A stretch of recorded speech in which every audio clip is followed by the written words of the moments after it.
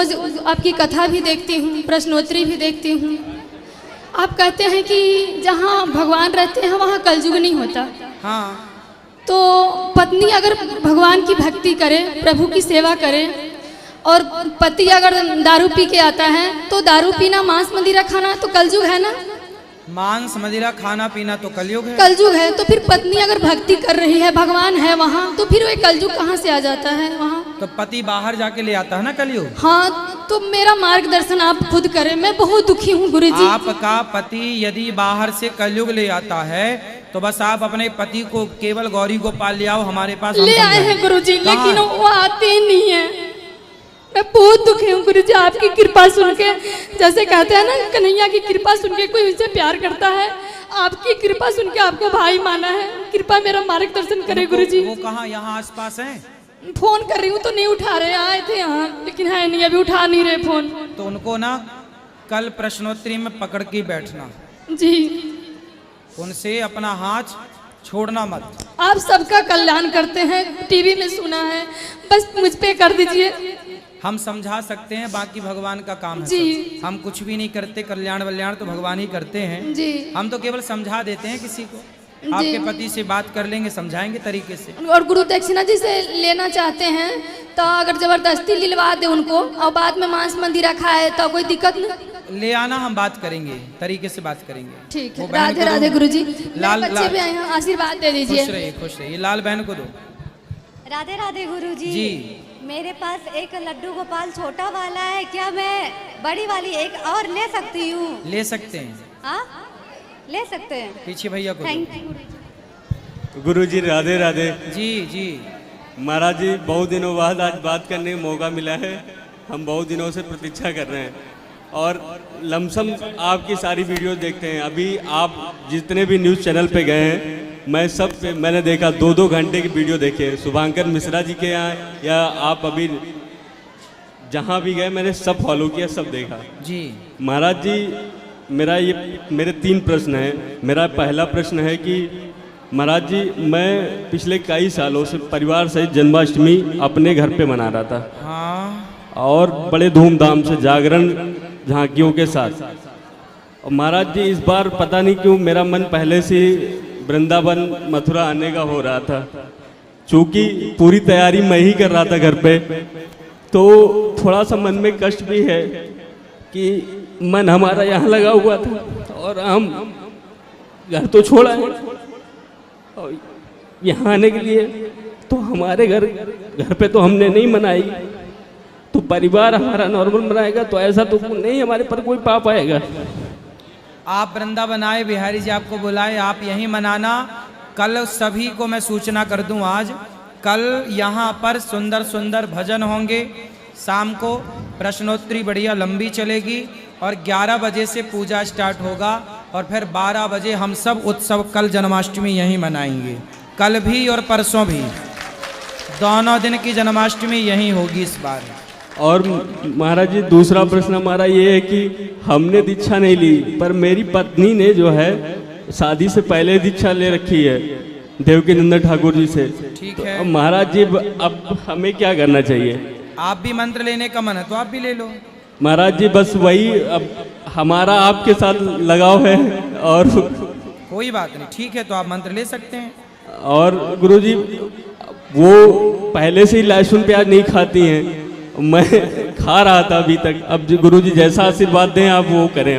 हाँ, तो अब आप भी मत खाना, आपका परिवार पूरा एक सा हो जाएगा। पत्नी भी अच्छे विचारों वाली, आप भी अच्छे विचारों वाले। बस गुरुजी, आपके राधे राधे। खुश रहिए। गुरुजी प्रणाम। जी। गुरुजी, धर्म और कर्म में क्या अंतर है और उसमें बड़ा कौन है? आप किसे बड़ा मानती हैं? मैं कर्म को बड़ा मानती हूँ। कर्म? मतलब मेरा मतलब ये है कि हम पूजा करते रहें, माला जपते रहें और अपना कर्म छोड़े जो हमारे फ़र्ज़ हैं, तो वो मुझे अच्छा नहीं लगता। लेकिन सब कहते हैं कि माला जपो माला जपो, तो उसमें मैं कंफ्यूज हूँ कि क्या करना चाहिए। अच्छा, कर्म बड़ा है आप मानती हो। खड़ी रहो। ये बताओ, कसाई गाय काटता है, बकरी काटता है, क्या कर रहा है वो? अपना कर्म कर रहा है। कर्म। तो फिर कर्म बड़ा है तो कसाई का गाय काटना भी बड़ा होगा आपके हिसाब से? नहीं। अच्छा, तो वो मुर्गी मारने वाला दुकान में बैठा खोला है, वो क्या कर रहा है? अपना कर्म कर रहा है। नहीं तो हमारे सनातन धर्म में तो हम मानते ही नहीं ना, ऐसे काम करते ही नहीं। मानो ना मानो, आपने बात कर्म की, कर्म तो हो रहा है। आप पलकें झपका रहे हैं, ये भी कर्म हो रहा है। वो कसाई गाय काट रहा है, कर्म हो रहा है। शराबी शराब पी रहा है, क्या कर रहा है? मैं अपना कर्म कर रहा है। हमारे जुआड़ी- सनातन धर्म में तो गुरु जी ऐसा होता नहीं ना। नहीं होता। बात धर्म की बाद में आई, पहले किसकी बात आई? कर्म कर्म की। की। तो कर्म तो हो ही रहा है। शराब पीने वाला पानी पिए, पानी पीना भी कर्म है, नहीं है? और शराब पीना भी कर्म है, दूध पीना भी कर्म है। मैं आपको अच्छी बातें कह रहा हूं, ये भी कर्म है। मैं आपको गाली देने लग जाऊं, ये भी तो एक कर्म ही होगा, क्योंकि कर्म हो ही रहा है। आपका दिल धड़क रहा है, क्या हो रहा? कर्म हो रहा उसका, वो अपना कर्म कर रहा है।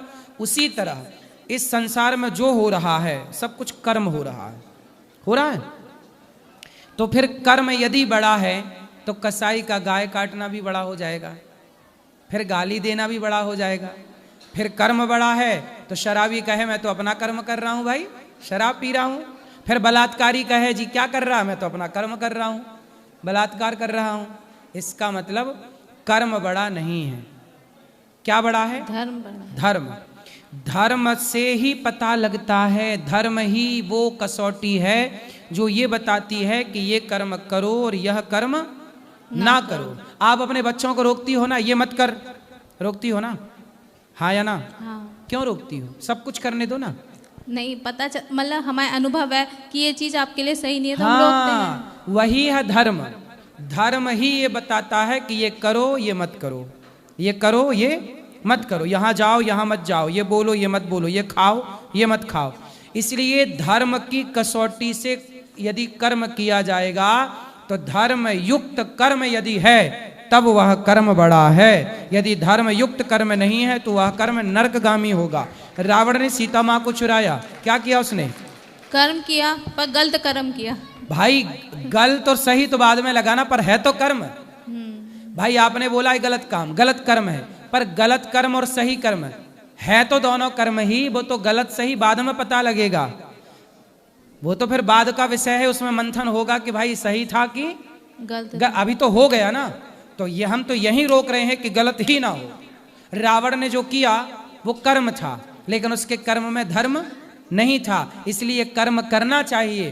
कर्म बड़ा होगा तब जब धर्म होगा उस कर्म में। इसलिए धर्म के अनुसार जो धर्म आज्ञा करे वही कर्म करो। माँ बाप की आज्ञा है, गुरु की आज्ञा है, शास्त्र की आज्ञा, माँ बाप की सेवा करो। सेवा का कर्म करना, माँ बाप को कभी अपमानित करने का कर्म ना करना। तो कर्म हमारे यहाँ दो तरह के होते हैं। वैसे तो संचित, क्रियमाण, प्रारब्ध 3 प्रकार के कर्म हैं, पर मैं यहाँ सरल भाषा में बताऊं, कर्म 2 तरह के हैं। एक कर्म वो है जो करना चाहिए और एक कर्म वो है जो नहीं करना चाहिए। अब करें कि ना करें ये कौन डिसाइड करेगा? धर्म ही बताएगा। इसीलिए धर्म चाहिए। आप आटा चालती हो, चलनी से आटा चालती हो तो क्या होता है? 2 भागों में डिवाइड होता है। हाँ। नीचे आटा गिर जाता साफ वाला, चोकर ऊपर रह जाता। जाती। उसी तरह धर्म चलनी है। धर्म से चाल कर कर्म करोगे तो धर्म बताएगा कि ये कर्म कर लो, ये कर्म मत करो। धर्म ही वो कसौटी है। इसलिए धर्म छोड़ दोगे तो कर्म कौन सा करोगे फिर? एक गुरुजी आप कहते हैं कि हमारी कथा में आपको क्या अच्छा लगा। कुछ मिथ्या होती हैं, जैसे आपने कल मैंने आपकी कथा सुनी कि सीता, रामचंद्र जी ने सीता को वनवास दे दिया, एक धोबी के कहने पे छोड़ दिया। लेकिन जब मैंने कथा सुनी तो मुझे एहसास हुआ कि सीता, रामचंद्र जी ने छोड़ा, सीता जी खुद गई और उन्होंने अपने बच्चों का लालन पालन भी एक तपस्वी के यहाँ किया, तपोवन में किया, लेकिन उसमें भी उनका एक सुविचार ही था। बिल्कुल। फिर वो धरती में क्यों समाई? अब उनकी लीला हो गई थी पूरी। अब सबको पता चल गया कि सीता निर्दोष है। और जब निर्दोष हैं तो सीता मैया ने स्वयं सोचा कि मैं नहीं भी समाती तो मैं इन लोगों के साथ अब कैसे रहूंगी जिन्होंने मेरे चरित्र पे उंगली उठाई। अब बताओ कैसे रहें हम आपके साथ यदि कोई चरित्र पे उंगली उठाए। चलो बाद में सिद्ध भी हो जाए कि हम साफ हैं, पवित्र हैं गंगा की तरह, लेकिन उंगली तो आपने उठा ही दी ना। इसलिए तो सीता मैया ने फिर स्वीकार नहीं आज किया। तक हम यही सोचते थे कि आपने आज कथा में कहा कि शिव पार्वती जी को पहले वो सती थी, फिर वो बाद में पार्वती बनी, तो हमें तो आज तक यही पता था कि वो यज्ञ में गई थी, अपने प्रजापति जी के पिताजी ने उन्हें बुलाया नहीं था, शिव जी का अपमान किया था, तो इस कारण उन्होंने आत्मदाह किया था। और आज आपने बताया कि उन्होंने उन्हें माँ के स्वरूप में देख लिया था, तो इसमें दोनों बातों में क्या सत्य है? दोनों सत्य है ना। शंकर जी ने त्याग दिया सती जी को, अब हम तुम्हें पत्नी रूप में स्वीकार नहीं करेंगे। और उसी समय पिता ने यज्ञ किया, तो यज्ञ में गई तो वहां शिव जी का कोई भाग ही नहीं था। तो माता सती पिता के घर पर पति का अपमान देखा, तो उन्होंने अपने आप को योग अग्नि में जलाकर भस्म कर दिया। अच्छा, दोनों ही बातें सत्य हैं। दोनों ही सही। धन्यवाद गुरु जी। राधे राधे गुरु जी जी। अरे बताओ, पहले रो मत। गुरुजी, मैं पढ़ी लिखी हूँ, मेरे ससुराल वाले पढ़े लिखे नहीं है, मीट मंदरा खाते हैं। आप पढ़ी लिखी हैं? कितना पढ़े हैं? मैं बीए फर्स्ट थी तब तो मेरी शादी हो गई। यहाँ पढ़े लिखी नहीं है, फिर किसी ने पढ़ाया अबे रो नहीं। क्यों रहे हैं ये बताओ। इसलिए गुरुजी, बच्चे पढ़ते हैं, मुसलमान एरिया है, 10-15 घर है मतलब परिवार के, तो बच्चे स्कूल जाते हैं, शराब पिलाते हैं गिलास में डाल डाल के। कौन शराब पिलाता आपके बच्चों को? मुसलमान लोग। मुसलमानों के एरिया में रहती हो? मुसलमान लोग परेशान करते हैं? हाँ, कहाँ रहते हो? मैं मैनपुरी। मैनपुरी यूपी? हाँ गुरुजी। तो वहाँ यूपी में मुसलमान परेशान कर रहे हैं? हाँ गुरुजी, बच्चे स्कूल जाते रास्ताओं में पकड़ लेते, फिर मैं ढूंढते इधर उधर स्कूल जाने। तो लड़का है आपका कि लड़की है? जी लड़का है, एक उधर बैठा 13 साल का। तो लड़के को शराब पिलाते हैं? हाँ। कहाँ लड़का बुलाओ। और ये किसको अभी पिलाते हैं शराब? इन्हें। क्यों, तुम्हें शराब पिलाता है? तुम्हें रोकते हैं रास्ते में। रास्ते में रोकता है? कौन रोकता है? मुसलमान। तो रोक के क्या कहते हैं? ये कहते हैं शराब पियो। और तो आपने पुलिस कंप्लेंट नहीं की? गुरुजी, बहुत सारे लोग, सारी एरिया मुसलमान के, हम लोग अकेले पड़ जाते तो हम किसी से लड़ नहीं पाते। नहीं नहीं, लड़ क्यों नहीं पाते? झांसी की रानी ने लड़ाई की, भाग के कहाँ जाओगे? इसलिए लड़ना पड़ेगा अपने अधिकार के लिए, अपने बच्चों के लिए। भागोगे कहाँ? इसलिए आप मैनपुरी के लोगों को ये बात पहुंचा दी जाए कि भाई वहाँ पे बताओ, छोटे छोटे बच्चे को शराब पिला रहे हैं पकड़ पकड़ के। उधर बैठा एक लड़का 13। ये तो बड़ा अत्याचार चल रहा भाई। गुरुजी, जे बच्चे भी जाते हैं मुसलमानों के स्कूल में, वो माला नहीं पहनने देते, ना तिलक लगाने देते, धुलवा देते तिलक, तो माला तोड़वा देते मुझे। तो मुसलमानों के स्कूल में क्यों जाते हैं बच्चे? हिंदू का यही नहीं, बहुत दूर दूर है, छोटे छोटे बच्चे पति मजदूरी करते हैं गुरुजी, तो पास के वजह से बच्चों को वहीं भेजना। अब देखो, गरीब तबके के लोगों को इस तरह लोगों को परेशान कर करके बाद में धर्मांतरण करा लिया जाता है। ऐसे लोगों को ही बाद में परेशान कर करके क्या किया जाता है? धर्मांतरण करा लिया जाता है। सोचिए कि आज अपने देश में अब ये जहाँ रहती हैं वहाँ ये अल्पसंख्यक है, मतलब कम है, उनका ज़्यादा है बोलबाला, तो देखो वो परेशान कर रहे हैं ना। इसलिए भारत में आज पूरा हिंदू समाज, सबको ये डिसीजन लेना चाहिए कि आप लोग बिल्कुल सरकार से ये कहिए कि किसी तरह से जनसंख्या नियंत्रण कानून बनना चाहिए, जनसंख्या उनकी कंट्रोल हो, क्योंकि जनसंख्या जिसकी लाठी उसकी भैंस। देखो आज आपके बच्चों को जबरदस्ती, छोटे बच्चे को ये गुरुजी, वो सिगरेट और ये वो सिगरेट और बीड़ी, ये मैंने अपने बड़े बेटे के जेब में देखी है, तब से गुरुजी में घुट घुट के रहते हैं, बच्चे बिगड़। कोई बात नहीं, आप समझाओ, आपके बच्चे अच्छे हैं, उनको कथा सुनाओ, वो बिगड़ ना पाएंगे। गुरुजी आपके गुरुकुल में पढ़ाएंगे, मेरी जिंदगी तो जैसे कट गई तैसे ठीक है, सब अच्छा होगा, लेकिन उनको बोलना कि वो इस तरह से भागो मत, इस तरह से हारो मत, सब अच्छा होगा। चलो भगवान सब ठीक करेंगे, चिंता ना करो, सब अच्छा होगा। आप हिम्मत रखना, अपने बच्चों को संस्कार देने में बिल्कुल कसर ना छोड़ना, जीत आपकी होगी, भगवान आपके साथ। जय जय श्री राधे जी। गुरु महाराज जी, मैं हिसार से, हिसार, बहन रूपा भाई जी महिला मंडल, यहाँ सारा उपस्थित है, विराजमान है। हम आपका हार्दिक हार्दिक अभिनंदन देते और हमको ऐसे आशीर्वाद दो, हम ऐसे भाग भाग कर ठाकुर जी के पास चरण और आपसे तो अब हम क्या कहें, कुछ कह नहीं सकते। सामने देख रहे हो, हमारा आपका दर्शन भी हमको ऐसे लग रहा है जैसे हमारे ठाकुर जी आ रहे हैं।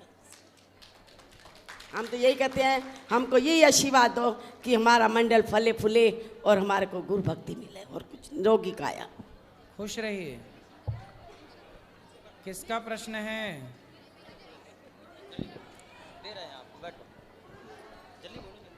बोलो। राधे राधे गुरुजी। जी। गुरुजी कहते हैं जब समय रहता है तब समझ नहीं रहती, और जब समझ आती है तब समय निकल जाता है। सही है।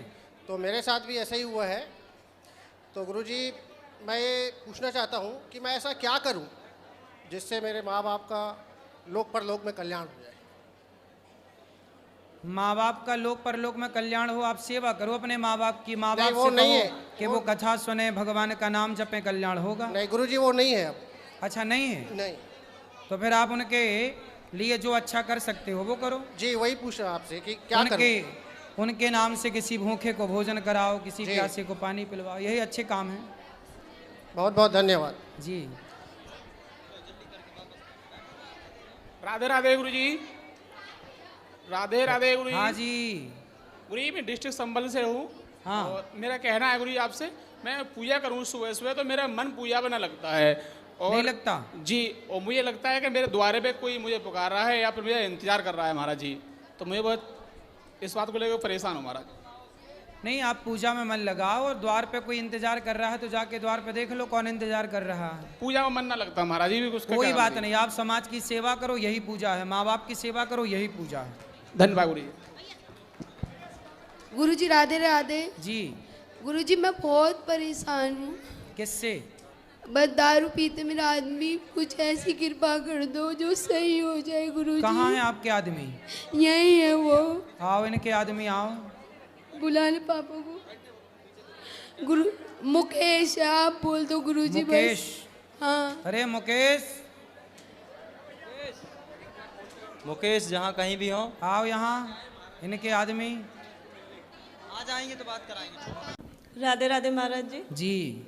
महाराज जी मुझे ये पूछना था कि मम्मी लोग कहने लगती पीरियड के टाइम प्रसाद ग्रहण नहीं करना चाहिए, क्या नहीं करना चाहिए? प्रसाद तो खा सकते हैं, भगवान को स्पर्श नहीं करते, भोग बना के लगाते नहीं हैं, बाकी प्रसाद जैसे खा मेरे तो यहाँ सकते कहते हैं कि तीसरे चौथे दिन जब सर धुल लेते हैं फर्स्ट टाइम फिर खा सकते हैं, उससे पहले प्रसाद भाई नहीं हमारे यहाँ तो देखो, हमारे यहाँ मतलब सनातन में, हाँ। हमारे सनातन में सबके घर में जो बनता है वो भोग लगता है। हाँ। और वो भोग लगने के बाद भगवान को प्रसाद ही ना सबको बांटा जाएगा, बच्चों को, पत्नी को, परिवार को। तो वो चाहे मासिक धर्म में हो या ना हो, वो प्रसाद दाल चावल सब्जी रोटी भगवान को भोग लग गया। यदि आपको मासिक धर्म है तो जिनको नहीं है वो बनाएं और वो भोग लगाएं, फिर वो प्रसाद भगवान का सब प्रसाद सब लोग पा सकते हैं। हाँ, प्रसाद ही पाना चाहिए, बिना भोग लगाए पाना अपराध है। कहते हैं कि बिना भोग लगाए जो भोजन करता है वो भोजन नहीं करता, विष्ठा खाने के जैसा है वो। बहुत दिनों से मन में चल रहा था, मैंने कहा आपसे कब मिलूंगी कब पूछूंगी। और ये भी पूछना था, जो बाहर उरैन डाला जाता है वो पीरियड के टाइम 7वें दिन से ही डालना चाहिए कि बीच में डाल स्टार्ट कर सकते हैं? भगवान की पूजा स्त्री जो है चौथे दिन पति के लिए शुद्ध होती है, भगवान के लिए 7वें दिन। जो महाराज जी दहलीज पे सफाई करते पति हैं भगवान के लिए 7वें दिन ही वो पवित्र मानी जाती है, इसलिए मासिक धर्म में 7वें दिन ही आप भगवान की पूजा आरती, पूजा की मतलब जो भी विधान है वो करने के अधिकारी हैं। हाँ, वो विधान जो दहलीज साफ की जाती है सुबह उठ के, उसका पूछ रही थी। उरैन बोलते मेरे यहाँ। धन्यवाद महाराज। राधे राधे राधे गुरुजी। जी। आपके जन्म में मेरा कोटि कोटि नमन। जी। गुरुजी मेरी मम्मी आपकी बहुत बड़ी फैन है और वो सारा दिन आपकी कथा सुनती है। आप मेरी मम्मी को एक बार राधे राधे बोल दीजिए। मम्मी की मैया? मैया। मैया नहीं, मैया। मैया। गुरुजी ये मेरे भांजे, ये बहुत शरारत करते हैं। कौन? ये रे। तो बच्चे शरारत नहीं करेंगे तो कौन करेगा? गुरुजी ये बहुत ज्यादा करते हैं। ठीक है, करने दो, अभी बच्चे हैं, बहुत शरारत करते हैं, अच्छा है। Thank you. बच्चे तो करते हैं शरारत, करना भी चाहिए और करना चाहिए शरारत। राधे राधे महाराज जी। जी। मेरा क्वेश्चन आपसे ये है कि अगर हमें कोई भी गलत बोलता है, नेगेटिव बोलते हैं और बाहर से तो मौन हो गए हैं, लेकिन अंदर चलता रहता है। वो कैसे हो, अंदर भीतर की मौन कैसे आए? आएगा। बाहर का गया ना? हाँ जी। बाहर रिप्लाई नहीं करते? नहीं। तो भीतर कभी आएगा?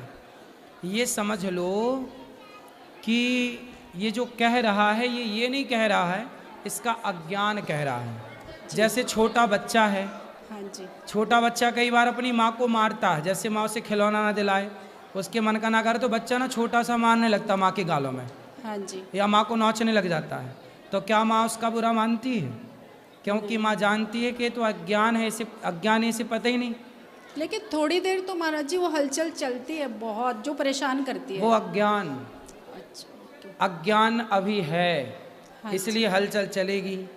जैसे माँ जानती है कि बच्चा है, ये तो मार रहा है माँ को, मतलब माँ नाराज नहीं होती ना, तो माँ शिकायत करती कि देखो बच्चा मार रहा है, क्योंकि अभी वो बच्चा उससे सही गलत का भी ज्ञान नहीं है। उसी तरह जो आपको गाली दे रहा है, जो आपको अपमानित कर रहा है, जो आपको कड़वे शब्द कह रहा है, वो व्यक्ति वो बच्चे की तरह है जो अज्ञानी है।